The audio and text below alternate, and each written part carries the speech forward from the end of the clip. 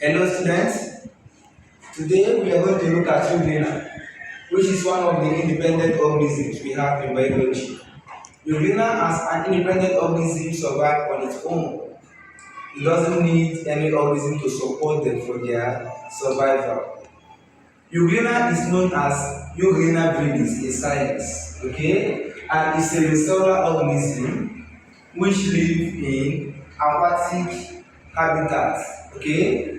Now, Euglena here, as we know, is a unicellular protista that shows both plant-like features and animal-like features, okay? Now, let's look at the features that makes Euglena to behave as plants and these features that makes Euglena to behave as animal. It is classified as both plant and animal cell because it has some certain characteristics that enable them to behave as both plants and animal. Now, the animal features of Euglena. Number one, possession of flagellum. Flagellum in Euglena is used for movements. Okay, and we all know that most animal cell moves about and they must possess some features that enable them to move from one place to another. Number two is presence of contractile vacuole, which is used for excretion. Okay, we don't have contractile vacuole in the plant cell. Okay, the vacuole we have in the plant cell is food vacuole, which is used for storage of starch in some plant cells. Okay, the next is presence of eye spots. The eye spot is highly sensitive to light in Euglena. We have presence of bullets.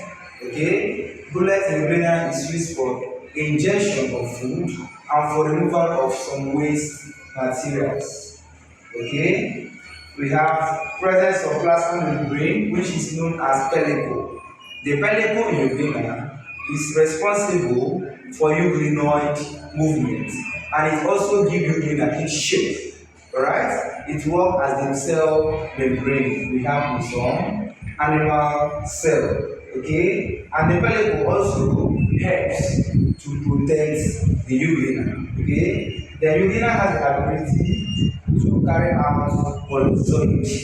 Holozoid is a type of heterotrophic mode of nutrition. Okay, and we all know that animals, because they cannot produce their food by themselves, they depend on another organism, and by doing so they are undergoing what we know as heterotrophic mode of nutrition, which holozoid is one of them because these guys have ability here to move about, get their food and digest. Now let's look at the plant-like features, how Euglena behave as plants. Number one is possession of chloroplast.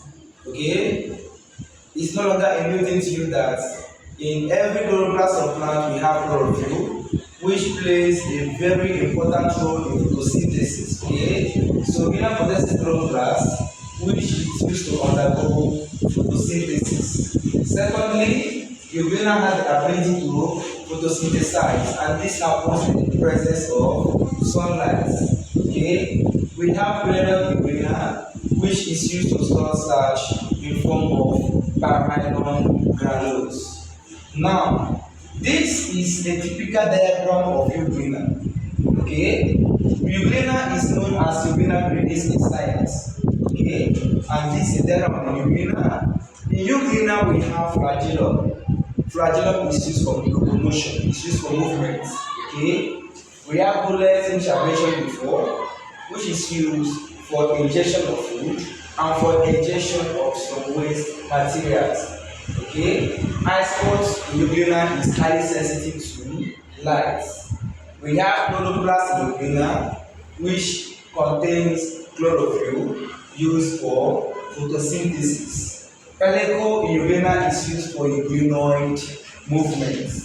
Okay, and this is the nucleus. You know, every cell must have nucleus except the red blood cell and the blood. So Euglena here has a cell possessed nucleus which controls all the cellular activities of Euglena.